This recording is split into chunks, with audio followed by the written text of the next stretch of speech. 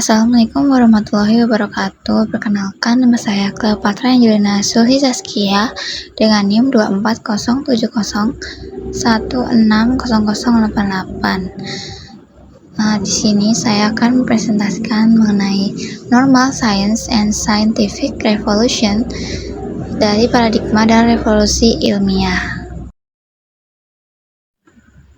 Menurut Thomas Kuhn, perkembangan ilmu pengetahuan tidak bersifat kumulatif, melainkan melalui serangkaian revolusi ilmiah. Ilmu pengetahuan tidak berkembang secara linear dengan menambahkan pengetahuan baru di atas pengetahuan lama, tetapi berkembang melalui pergantian paradigma secara mendasar. Paradigma merupakan seperangkat keyakinan, nilai, teknik, dan cara pandang yang diterima oleh komunitas ilmiah dan menjadi dasar dalam melakukan penelitian. Revolusi ilmiah terjadi ketika paradigma tidak lagi mampu menjelaskan fenomena empiris, maka akan muncul penyimpangan yang disebut anomali yang menjadi awal perubahan dalam ilmu pengetahuan.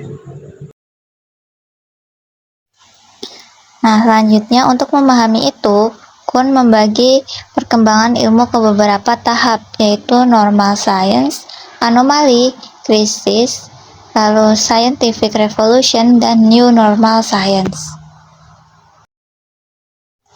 Yang pertama yaitu normal science. Di sini, normal science merupakan tahap di mana ilmuwan bekerja dalam kerangka teori yang telah diterima oleh komunitas ilmiah.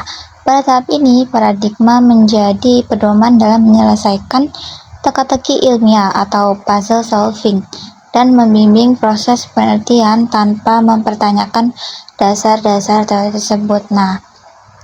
Kayak normal science itu adalah fase ketika semuanya berjalan normal.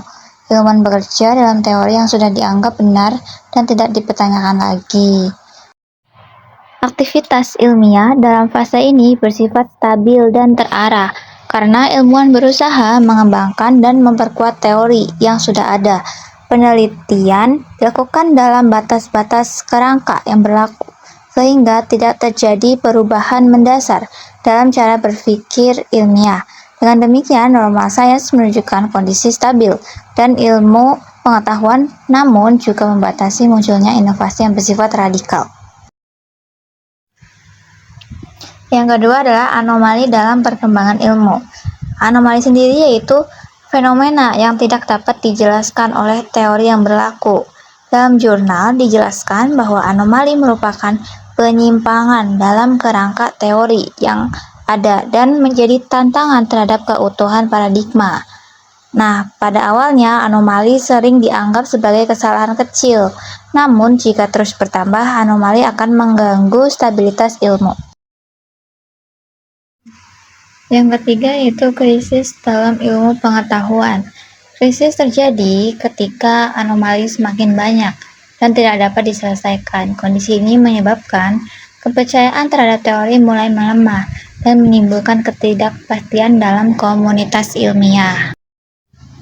Pada tahap ini, ilmuwan mulai mempertanyakan teori, muncul berbagai alternatif pemikiran, lalu terjadi ketidakstabilan dalam ilmu.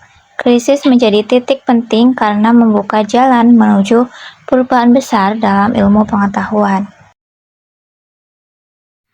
Yang keempat yaitu scientific revolution atau revolusi ilmiah.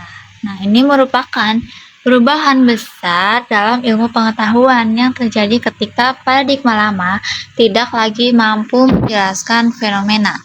Dalam kondisi krisis, paradigma baru mulai dikembangkan, jadi paradigma baru diterima oleh komunitas ilmiah, maka terjadilah perubahan mendasar yang disebut revolusi ilmiah. Revolusi ilmiah memiliki karakteristik sebagai berikut.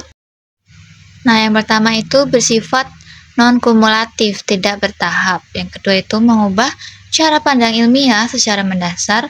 Ketiga itu menghasilkan kerangka teori baru. Dan yang terakhir itu dipengaruhi oleh komunitas ilmiah. Yang kelima yaitu new normal science. Setelah paradigma baru diterima, ilmu memasuki fase new normal science, yaitu kondisi stabil. baru di mana teori baru menjadi dasar penelitian ilmiah. Pada tahap ini, ilmuwan kembali melakukan penelitian dalam kerangka yang baru. Siklus ini dapat berulang kali kembali apabila muncul anomali yang baru. Nah, bisa dilihat pada tahapan revolusi ilmiah menurut Lupis 2015. Nah, di sini keberhasilan sebuah paradigma contohnya adalah revolusi ilmiah pengetahuan, pemikiran Thomas S. Kuhn dalam perkembangan astronomi. Perubahan status Pluto dari planet menjadi planet kerdil dapat dijelaskan melalui tahapan-tahapan paradigma ilmu pengetahuan. Menurut Thomas S. Kuhn, pada tahap pertama, paradigma 1, Pluto sejak ditemukan pada tahun 1930 diterima sebagai planet ke-9 dalam tata surya. Selama beberapa dekade, sains berkembang. Dalam kerangka ini memasuki tahap normal science, di mana para astronom melakukan penelitian dalam pembelajaran berdasarkan pemahaman bahwa Pluto adalah planet. Namun, seiring kemajuan teknologi, dalam penemuan objek-objek lain yang mirip seperti Pluto di sabuk Kuiper, timbul anomali yang menggoyahkan keabsahan paradigma lama.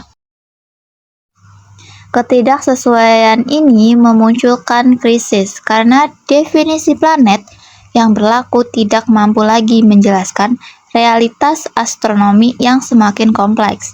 Krisis ini memuncak dalam sebuah revolusi sains ketika International Astronomical Union pada tahun 2006 menetapkan definisi baru tentang planet yang menyebabkan Pluto tidak lagi memenuhi syarat sebagai planet. Setelah itu, astronomi memasuki tahap new normal science, di mana penelitian dan pendidikan disesuaikan dengan paradigma baru yang membedakan planet dan planet kerdil. Akhirnya, terbentuklah paradigma 2, yaitu tata surya dengan 8 planet utama, dan Pluto diklasifikasikan sebagai planet kerdil. Proses ini mencerminkan kerangka Kuhn bahwa ilmu pengetahuan berkembang tidak secara linear, melainkan melalui krisis dan revolusi menuju paradigma baru. Nah, selanjutnya kesimpulan. Menurut Kuhn, perkembangan ilmu pengetahuan tidak bersifat linear, melainkan melalui tahapan seperti yang pertama normal science, yang kedua anomali, ketiga krisis, dan scientific revolution yang kemudian menghasilkan kondisi new normal science. Tahapan ini menunjukkan bahwa ilmu pengetahuan berkembang secara dinamis, dimulai dari kondisi stabil, kemudian mengalami gangguan, hingga akhirnya berubah secara mendasar dalam cara berpikir ilmiah. Dengan demikian, ilmu tidak pernah benar-benar final, tapi terus berkembang dan terbuka terhadap perubahan seiring munculnya fenomena baru dan yang tidak dapat dijelaskan oleh teori sebelumnya. Sekian materi yang bisa saya sampaikan, kurang lebihnya mohon maaf apabila terdapat salah kata. Wassalamualaikum warahmatullahi wabarakatuh.